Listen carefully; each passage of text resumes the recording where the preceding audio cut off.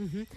Bueno, a ver, empecemos hablando, la semana pasada nos dedicábamos mucho al conflicto en Ucrania. Quiero empezar hablando de lo que está sucediendo en Gaza. ¿Existe la posibilidad, o por lo menos mucho se ha dicho esta semana, sobre una posible nueva instancia de cese de las hostilidades o de pausa en las hostilidades para lograr una nueva tanda de liberaciones? Quiero preguntarte, ¿cuál es tu diagnóstico del conflicto hasta ahora? No, yo creo que lo hablamos hace por lo menos 15 días atrás. Creo que Israel está ante una situación que es muy extraña en el sentido que tiene la posibilidad en esta operación militar de destruir a Hamas y la Yihad Islámica en la franja del Gaza. Es decir, que no tengan más operatividad en ese lugar, podrán renacer en el West Bank, en el sur del Líbano, en otro lado, pero ahí los va a sacar. Y eso le va a dar una base a Israel para negociar políticamente con la Autoridad Nacional Palestina ese tema, porque hay que recordar que jamás estaba totalmente enfrentado al Fatah, que es lo que lideran en Cisjordania.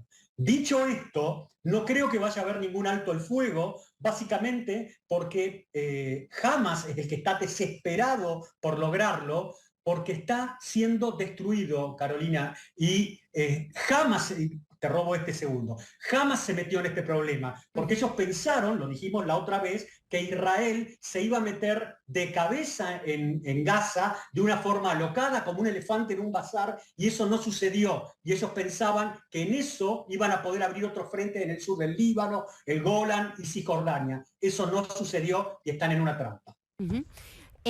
Guillermo, voy a sumar a Gabriel Ventas Gales, especialista en Medio Oriente. Hemos conversado con ella en otras ocasiones para meternos justamente con su mirada sobre este conflicto y sobre el presente del conflicto. Gabriel, muchísimas gracias.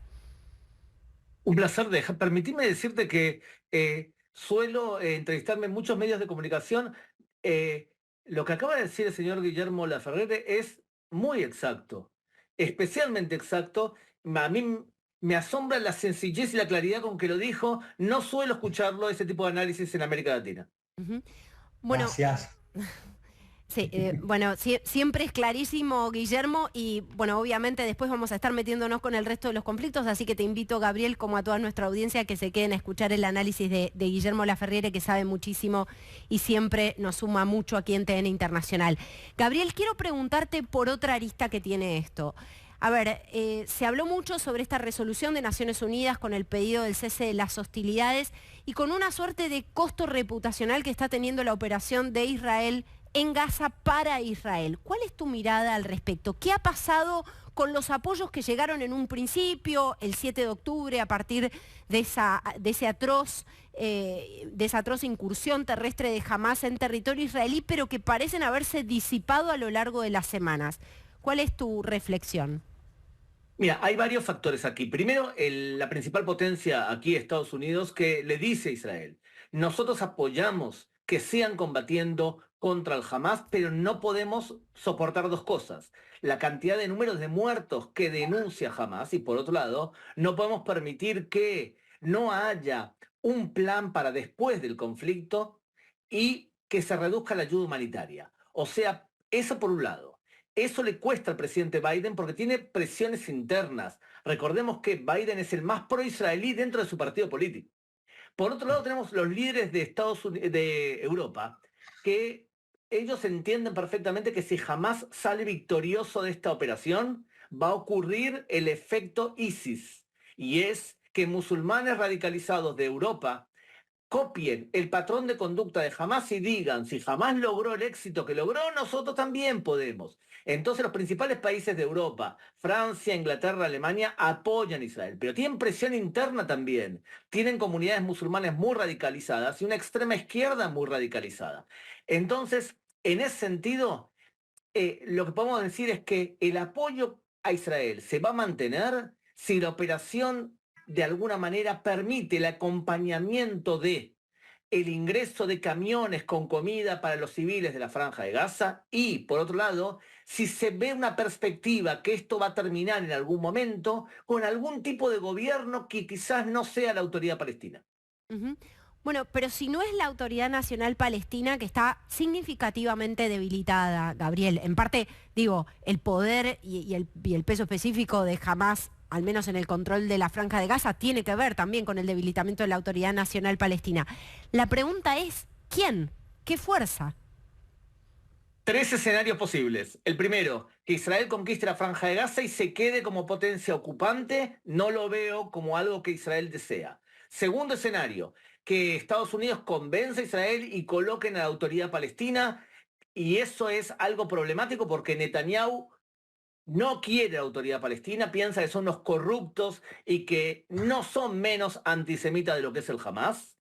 Y el tercer escenario que creo que va a ocurrir es que se coloque una especie de administración civil, quizás liderada por alguien como Muhammad Ahlan, que es un líder palestino de la Franja de Gaza, pero que es subvencionado, soportado por Emiratos Árabes, que es un país que firmó la paz con Israel.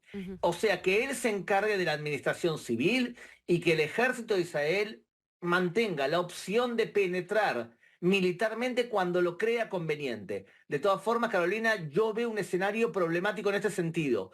Creo que nos vamos acercando al final de la guerra en la Franja de Gaza y no descartes que comience otro frente mucho más intenso que sea Hezbollah en el norte, porque no creo que este gobierno de Israel permita la permanencia de alguien que pueda amenazar a Israel en el sur, la Franja de Gaza, o en el norte, cuando, si Hamas tiene 24.000 soldados y 30.000 cohetes, Hezbollah tiene 100.000 soldados y 200.000 cohetes, parte de ellos misiles Fajr que cubren todo Israel. ¿Coincidís en esto, Guillermo? Cuando se cierra el capítulo Gaza, ¿se abre un capítulo en el norte con Hezbollah? Sí, no tengo ninguna duda porque yo creo que quizás coincidamos. Detrás de todo este paquete está Irán.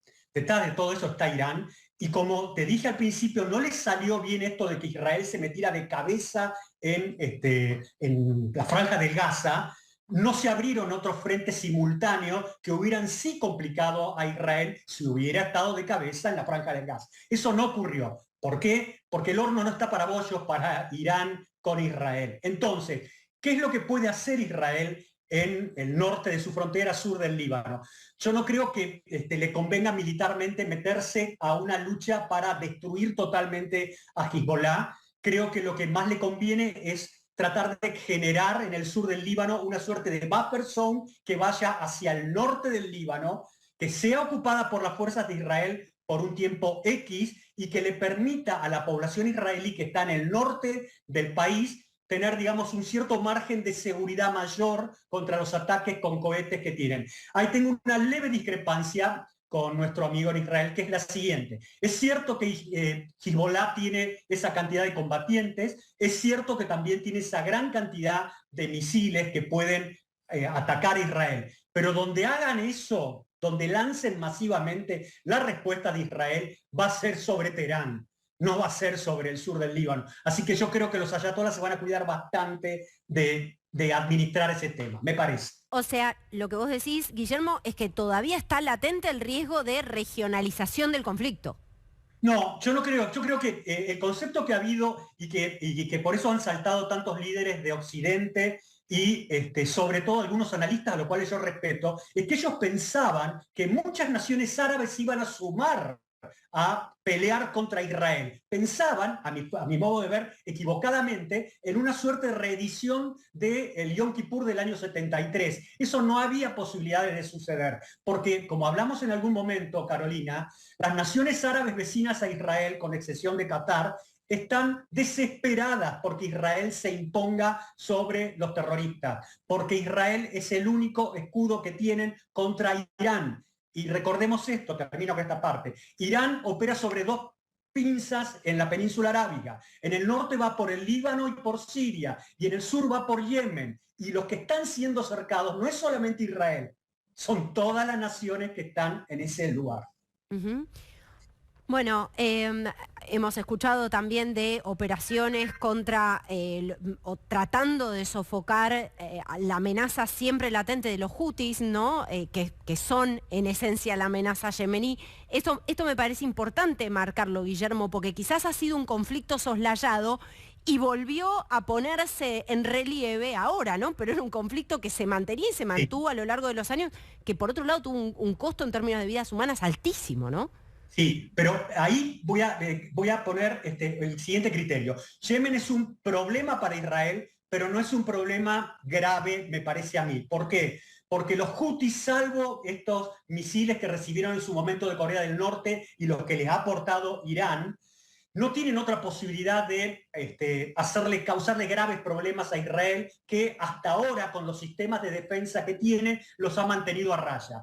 Lo peor que podría hacer Israel, a mi juicio, es tratar de meterse con tropas en Yemen, porque eso es un agujero negro, es como una suerte de Afganistán. Ahí ya fracasó Arabia Saudita, fracasaron los Emiratos Árabes Unidos. Ahí hay que estar lejos de Yemen, hay que estar lejos y dejar que eso vaya tomando su ritmo. Uh-huh. Bueno, a ver, le quiero pedir a Gabriel un cierre sobre el tema y agradecerle muchísimo por su tiempo con nosotros. Gabriel, por supuesto tenemos la atención puesta y el deseo puesto en la pronta liberación de los rehenes. Hay ciudadanos argentinos entre ellos. Ahora estamos viendo la imagen en vivo en Tel Aviv de las movilizaciones pidiendo por las gestiones para la liberación. ¿Cuál crees que es la clave, la llave para que se produzcan más liberaciones en este contexto, Gabriel? Mira, te voy a decir dos cosas, Carolina. La primera es que la clave en este sentido es el Hamás actúa por presión. Cuanto más presión sienta el Hamás y más sienta el cuchillo sobre el cuello de los líderes del Hamás, entonces van a acceder a algún tipo de cese de fuego que les permita o bien reagruparse o bien escapar. No descartes la posibilidad que se copie el patrón de conducta de la OLP de 1982 y es exiliarse a cambio de que permanezcan vivos. Y lo segundo que te sugiero tener en cuenta es que todo enfrentamiento entre Israel y los chiitas, ya sea Hezbollah e Irán, puede repercutir en América Latina. Cuando Irán no tiene la capacidad para poder enfrentarse a Israel, se suelen vengar en países en donde piensan que pueden actuar sin ser castigados. Te voy a dar un solo ejemplo. Año 1992, en febrero, Israel mata al líder del Hamás de entonces, Abbas Musawi. A las 2 semanas, Hezbollah hace un atentado en la embajada de Israel en Argentina. Estamos hablando de una organización que se calcula tiene 10.000 chiitas dando vuelta a nuestro continente con pasaportes venezolanos y de otros países. Y que está lavando dineros de narcos en un valor aproximado de 400 millones de dólares de ganancia. Y que está en el Medio Oriente y en el resto del mundo distribuyendo una droga que se fabrica en Siria y en el Líbano llamado Captagon. Estamos hablando de una presencia en América Latina que puede traducir el conflicto en Medio Oriente también donde viven ustedes. Gabriel, muchísimas gracias por este contacto con nosotros. Un abrazo, gracias.